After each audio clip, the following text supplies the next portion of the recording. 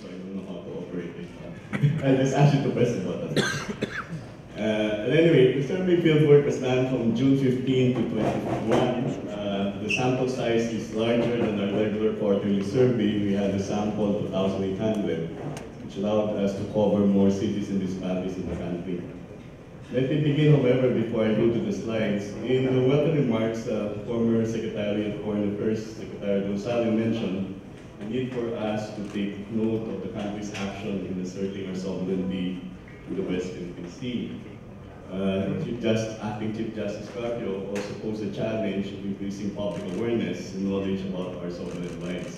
And I think our surveys do somehow present a view on how much the public is aware of the issue. It's not in the survey. The survey that we did in 2013 and 2014 noted that we found out that about 73% of Filipinos are aware of the dispute. But when we asked them questions with respect to the actions to be taken by the government, there were more reactions, there were more, there was much more indecision because they did not understand what those actions are.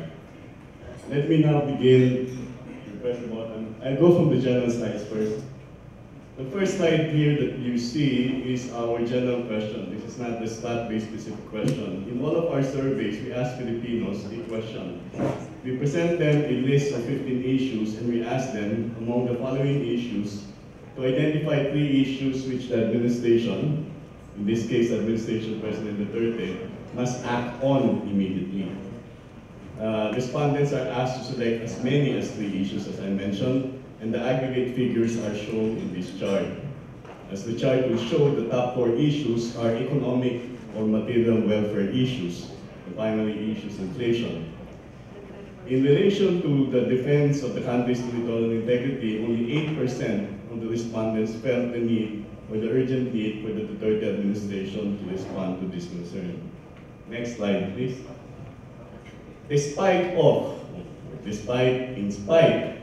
or because of, following Secretary Norzar's terms, the acquiescence and defense of China's continuous aggression, the Duterte administration continues to gather majority approval on the issue of defending the integrity of the Philippine territory.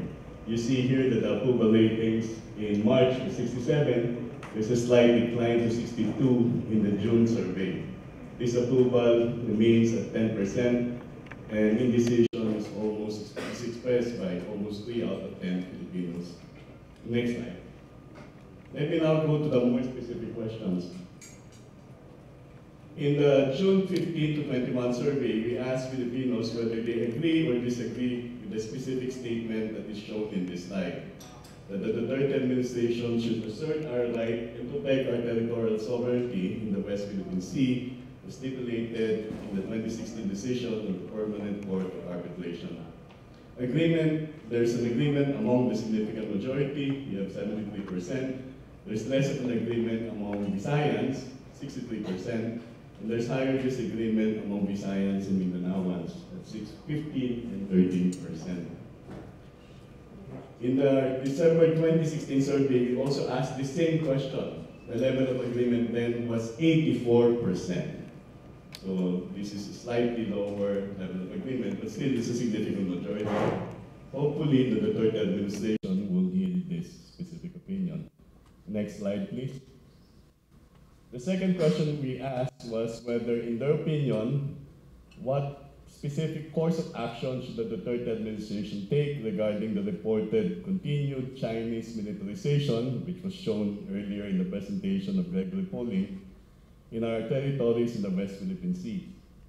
As this slide will show, a plurality of Filipinos are of the opinion that the Philippines should file a diplomatic protest against or in relation to the continuous militarization of the Chinese in our territories in the West Philippine Sea.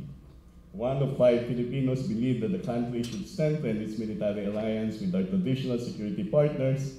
On the other hand, you also have 1 out of 5 Filipinos saying that we should just simply continue our current friendly relations with China. We allowed respondents to volunteer a response. Initially, we included in the response categories declare war against China.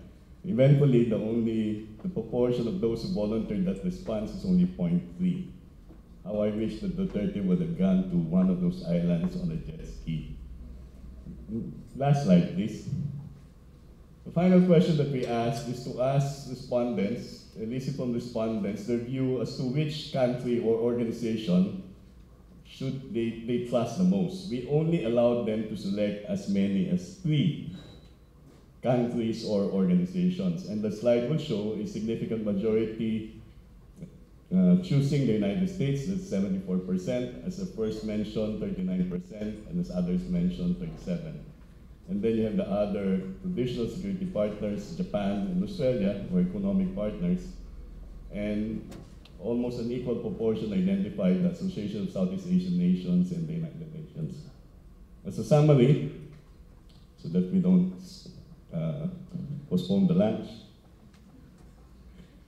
So this is just a summary of all of the data that I presented, provided with a list of 50 national concerns. Filipinos are not as concerned about the defense of the country's territorial integrity.